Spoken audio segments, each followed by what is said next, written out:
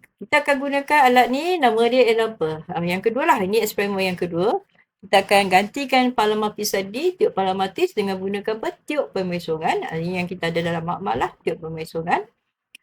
Berbeza sebab apa? Skrin dia di bahagian apa? Bahagian tengah skrin macam ni lah gambar dia. So apa tujuan kita ialah kita kali ni kita nak menyiasat sifat-sifat sinar katot dalam medan elektrik. Okey, dalam medan elektrik. So ini gambar saya dalam kuteks gambar ni agak colourful kan. So kita ada bekalan kuasa 6 volt. So kita ada kali ni kita ada 3 bekalan kuasa. Nampak kat sini kita ada S1. So kita ada S1 bekalan kuasa yang untuk memanaskan tadi filament. Kemudian kita ada S2. S2 ni ialah apa? Yang switch untuk menghidupkan voltaj lampau tinggi yang memucukkan katot dengan anod kan. Dan seterusnya kita ada S3. Ni S3 ni. So apa peranan S3?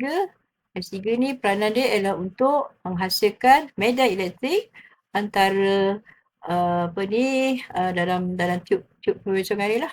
Dalam K ni. So kita ada skrin. So kalau ini adalah bekalan positif, maka sini akan jadi katot positif. So automatik bawah akan jadi negatif. Okay, katot.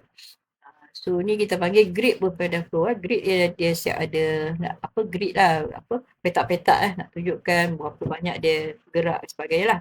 Okey, so kita ada 3 kaedah lah untuk nak buat eksperimen ni. Okey, yang pertama adalah kita ada yang pertama VLT2 dimatikan. Maksudnya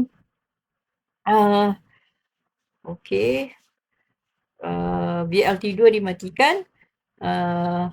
Mana? Silap. Bukan tengok ke bawah Bukan tengok ke anak. Okey, kita tengok ke bawah So VLT2 dimatikan. So mana bekalan kuasa rendah hidup, bekalan VLT1 hidup. Tapi yang VLT2 dimatikan. So kita tak nampak tak ada pemesongan lah. Dia jadi macam tu. So tak ada medan elektrik lagi lah kan. So kita nampak dia straight lah. Tapi yang prosedur yang kedua, VLT2 dihidupkan, terminal atas positif dan bawah adalah negatif. So maknanya atas positif, bawah negatif dan pematian kita ialah apa? Kita akan nampak dia akan pesong ke atas. So sinar katot akan pesong ke atas.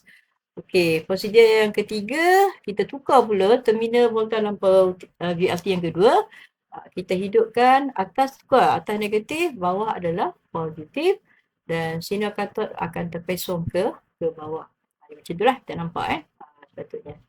So kesimpulan dia ialah sinar katot pecah negatif, sinar katot terpesong dalam medan elektrik. Cantik kan? Kita boleh nampak dengan jelas bahawa sinar katot pecah negatif. Sebab apa? Dia terpesong ke arah terminal positif kan? Anode lah. So ini yang cikgu buat di makmal. Boleh nampak tak? Yang warna ungu kan? Kali ni dia warna ungu tau.